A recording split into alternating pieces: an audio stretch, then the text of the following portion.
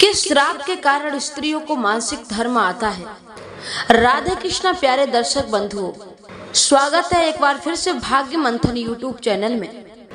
हर महीने स्त्रियों को क्यों भुगतनी पड़ती है भयंकर पीड़ा, किस श्राप के कारण स्त्रियों को मासिक धर्म आता है, तो मैं आपको इस वीडियो में ये बात बताने वाली हूँ। आप इस वीडियो का अंत होने तक मेरे चैनल पर बने रहें और मैं ये भी बताऊंगी कि मासिक धर्म के दौरान स्त्रियों को कौन से काम नहीं करने चाहिए।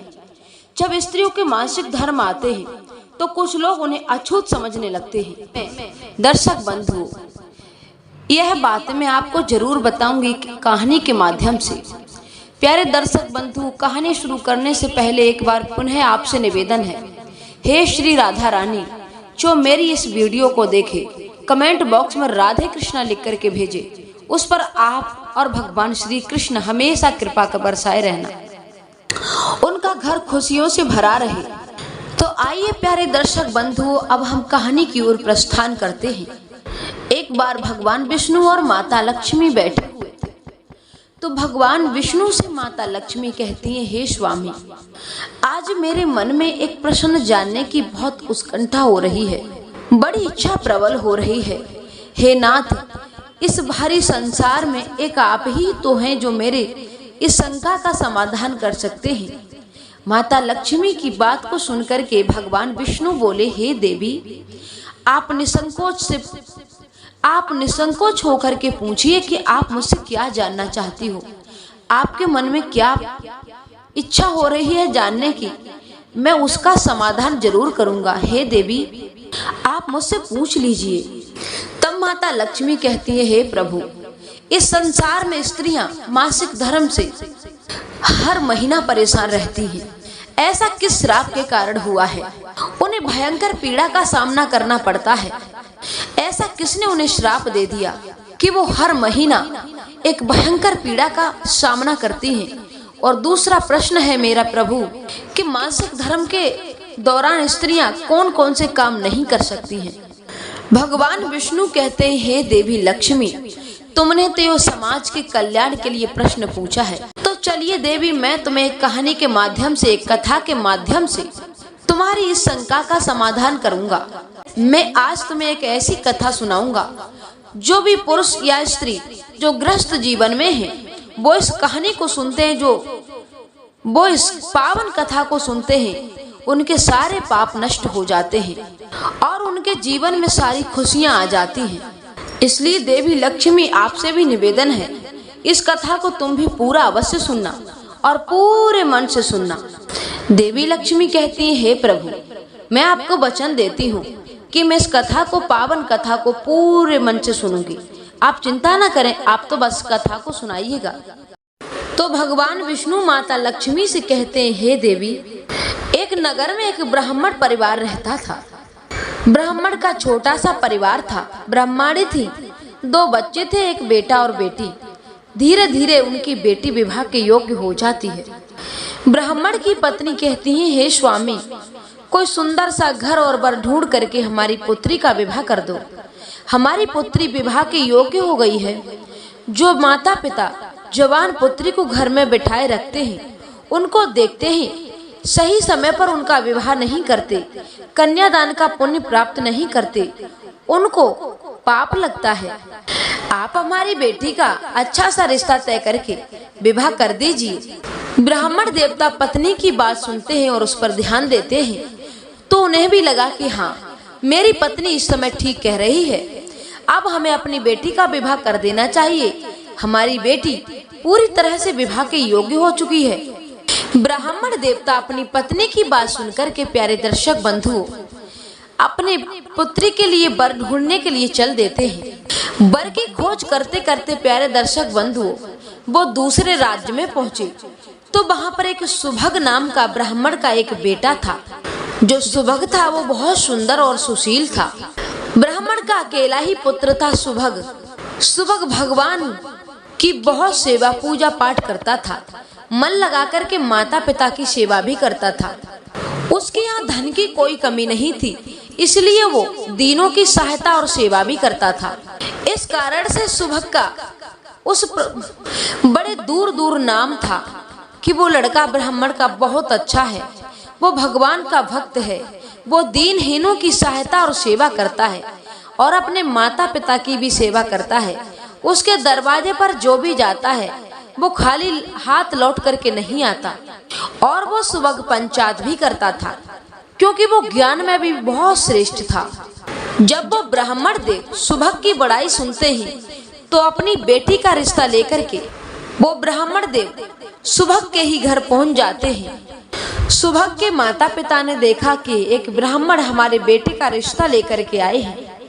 रिश्ते तो अनेक आते थे, परंतु उन्हें अपनी बहू उनके बेटे की योग्य नहीं मिल रही थी। वे अपने बेटे के ही समयोग्य बहू ढूंढ रहे थे। उन्हें दान दहेज बिल्कुल नहीं चाहिए था। उन्हें सुंदर और सुशील, भगवान की भक्ति करने वाली बहू चाहिए थी। ब्राह्मण देव पहुंच जाते हैं। सुबह उनकी खातर खुशामद करता है। उसके बाद में उनसे आने का प्रयोजन पूछता है तो कहा, बेटा हम तुम्हारी बड़ाई दूर दूर तक सुन के आ रहे हैं कि तुम बड़े कर्मनिष्ठ ब्राह्मण हो। तुम्हारे कर्म की चर्चाएं दूर दूर तक फैला रही हैं। तुम्हारे पास धन दौलत की तो कमी कोई है ही नहीं, परंतु इस धन दौलत के होते हुए भी तुम में कोई अभिमान नहीं है। ये मुझे सबसे अच्छा लगा और मैं भी अपनी बेटी के लिए ऐसे ही वर की तलाश कर रहा था। लगता है भगवान ने अब मेरी तलाश खत्म कर दी है। बेटा तुम मुझे पसंद आ गए हो। मेरी बेटी सुंदर और सुशील है। मैं चाहता हूँ कि तुम मेरी बेटी के साथ विवाह कर लो, उसे अपनी पत्नी बना लो, क्योंकि जो लक्षण गुण विचार तुम्हारे हैं स्वयं मेरी बेटी के भी वही है। मेरी बेटी भी ऐसा ही पति चाहती है। तुम्हें पाकर के बेटा हम भी धन्य हो जाएंगे और मेरी बेटी भी धन्य हो जाएगी। सुबह के माता पिता ने जब बहू के ऐसे गुण सुने तो वो भी बहुत राजी हो गए और अपने बेटे को विवाह करने का आदेश सुना दिया। बेटा सुबह भी बहुत प्रसन्न हो गया। बेटी का रिश्ता तय करने के बाद ब्राह्मण देवता वहां से चले जाते हैं। अपने घर जाकर के अपनी पत्नी को सारी बात बताते हैं कि मैं ऐसे लड़के के साथ इस तरह से रिश्ता तय करके आया हूँ। बेटी की माँ, उस लड़की की माँ सुनती है तो बहुत प्रसन्न हो जाती है। अब विवाह की तारीख छटवाई जाती है। विवाह का मुहूर्त छटवाया जाता है। सुंदर घड़ी पर, सुंदर मुहूर्त पर उन दोनों का विवाह बड़े धूमधाम से हंसी खुशी के साथ संपन्न होता है। सुभग अपनी पत्नी की सुंदर सूरत पर मोहित हो चुका था। वो अपने प्राणों से भी ज्यादा प्रेम करता था अपनी पत्नी को। सुभग अब हंसी खुशी से अपनी पत्नी को घर ले आता है। सुंदर सी मोहनी मूरत पर सुभग अपनी पत्नी को दिलहार बैठा था, बहुत प्यार करने लगा। उसकी पत्नी भी कोई कम गुणवान नहीं थी। वो भी सुबह अपने पति के साथ साथ उठती, पहले घर का आंगन साफ करती, घर को साफ सुथरा करती, सामान को उसके स्थान पर रखती, फिर स्नान करती। स्नान करने के बाद सास ससुर की सेवा करती, उनके चरण छूती, तुलसी माता में जल डालती और फिर भगवान की पूजा अर्चना अपने पति के साथ बैठ करके करती।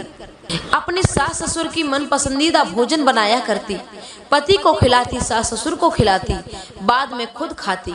शाम को भी वो पहले सास ससुर की सेवा करती, उसके बाद पति के चरण दबाती। अब उसके सास ससुर भी बहुत प्रसन्न थे। वो सोचते थे कि हमारे घर में बहू नहीं लक्ष्मी आई है। बेटे के साथ साथ बहू की चर्चाएं भी दूर दूर तक। इस तरह से प्यारे दर्शक बंधुओं, उनकी दिनचर्या चल रही थी। लगभग 1 वर्ष बीत चुका था। सारे देवी देवता उनके घर में वास करते थे। माता लक्ष्मी तो उन पर कृपा हमेशा बरसाए रहती थी। एक दिन की बात प्यारे दर्शक बंधुओं, सुबह का वक्त था। सुबह और सुबह की पत्नी दोनों उठे। दोनों ने स्नान किया। पत्नी ने कुछ इस कदर श्रृंगार किया, सुंदर वस्त्र आभूषण पहने, सज धज करके पूजा के लिए तैयार हो गई। जब सुबह ने अपनी पत्नी की ओर देखा तो वो उस पर मोहित हो गया और वो अपने आप को रोक नहीं पाया। काम के वशीभूत होकर के उसने अपनी पत्नी पर संभोग कर लिया। उसकी पत्नी ने बिना नहाए हुए ही तुलसी माता में जल डाला, फिर भगवान की पूजा की, फिर सास ससुर की पूजा की और उसके बाद में भोजन बनाया।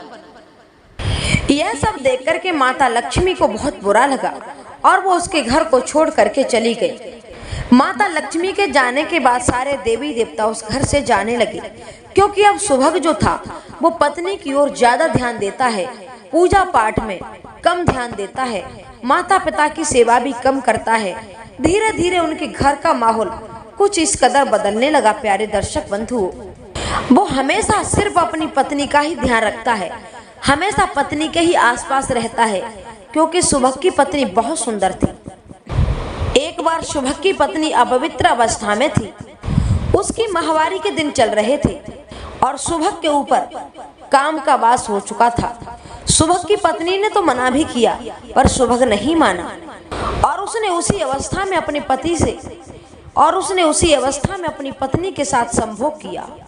ऐसा करने से सुभग की पत्नी के शरीर में जो ब्रह्महत्या चल रही थी वो सुभग के शरीर में प्रवेश कर जाती है, क्योंकि स्त्री जब अपवित्र अवस्था में होती है, जब माहवारी में होती है, उस समय स्त्री के शरीर में ब्रह्महत्या का प्रभाव होता है, ब्रह्महत्या होती है।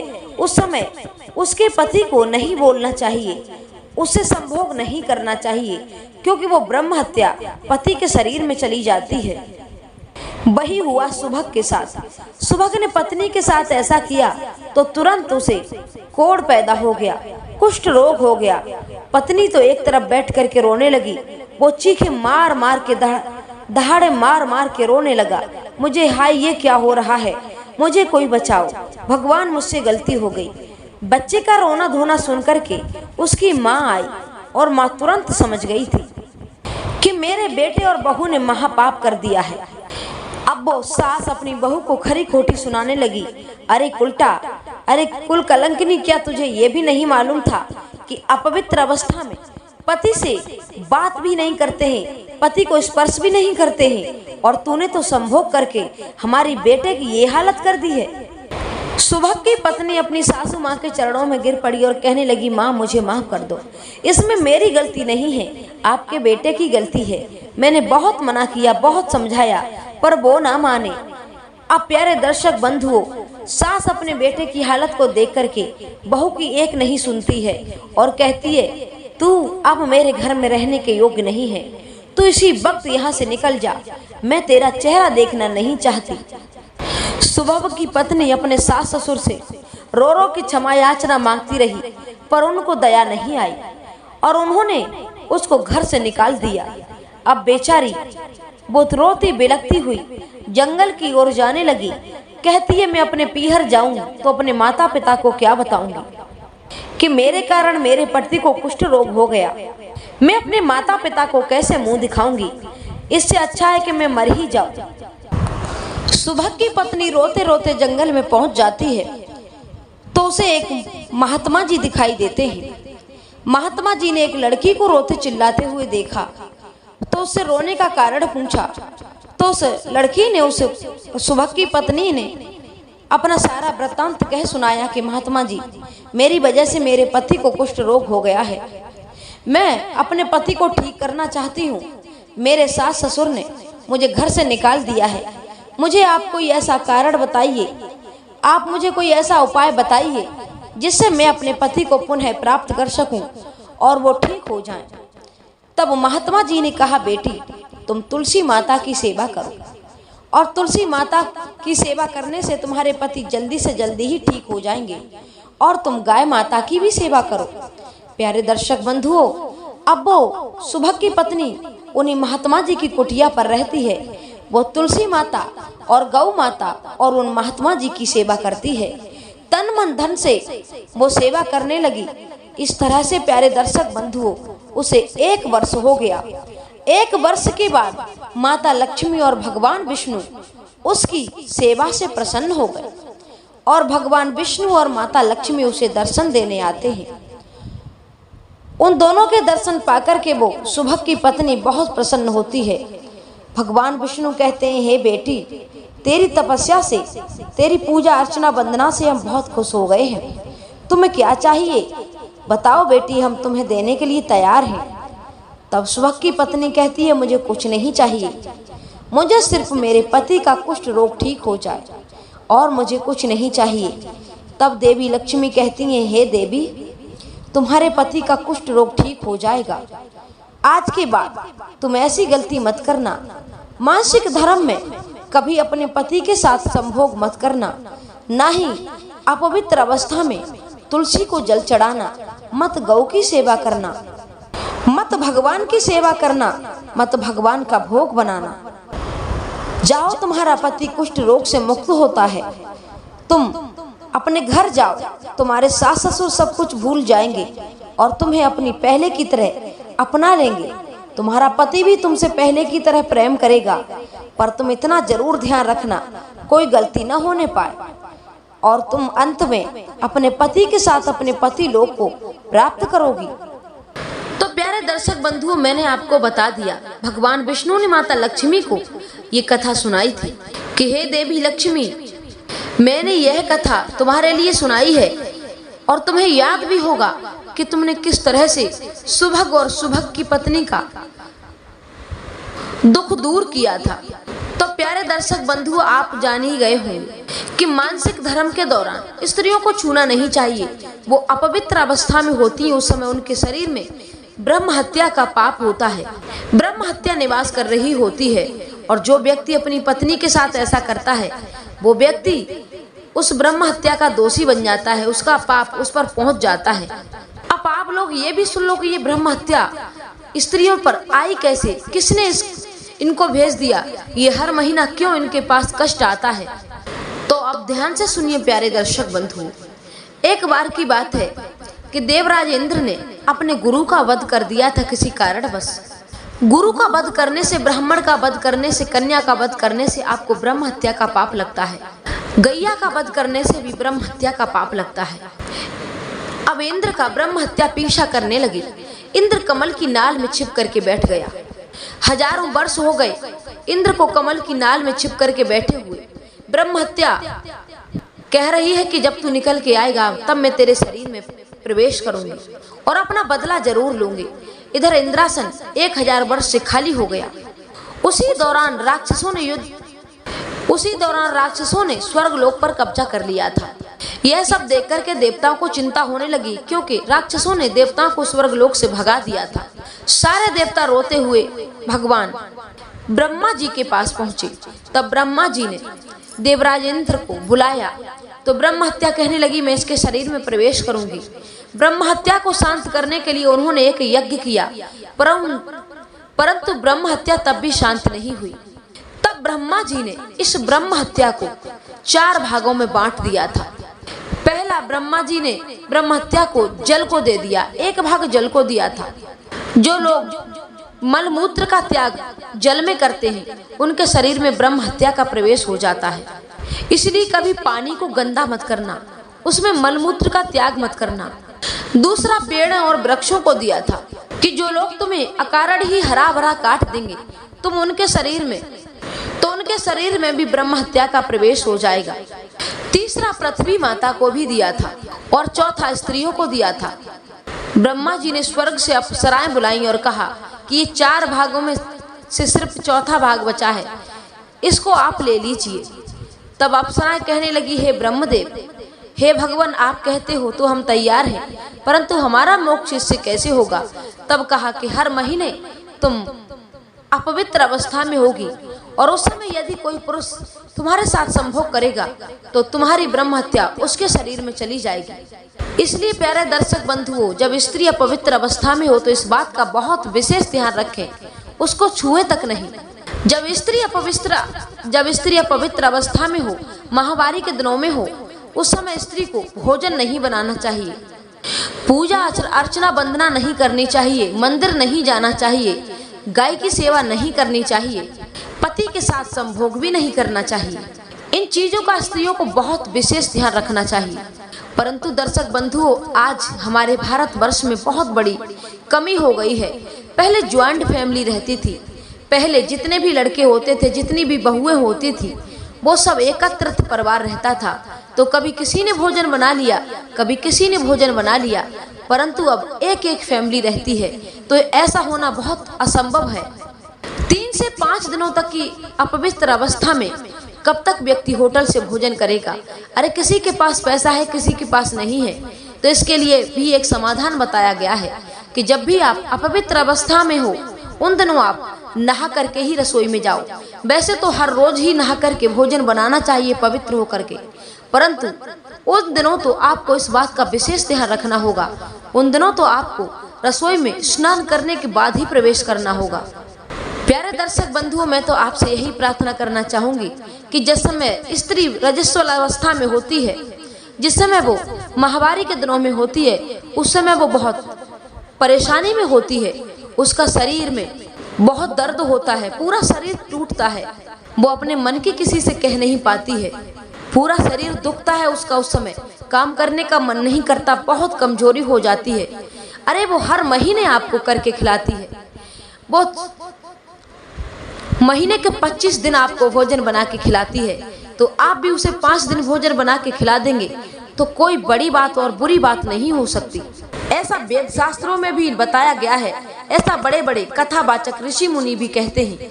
ऐसा करने से आप ब्रह्म हत्या के दोष से बच जाओगे और पत्नी को भी जरा शांति हो जाएगी, उसका भी प्रेम आपके प्रति बहुत बढ़ेगा कि मेरे पति मेरी हर परेशानी को समझते हैं। तो आपसे रिक्वेस्ट है, ये कहानी यदि आपको अच्छी लगी हो तो इसको लाइक शेयर अवश्य करें और मेरे भाग्य मंथन यूट्यूब चैनल को सब्सक्राइब अवश्य करें।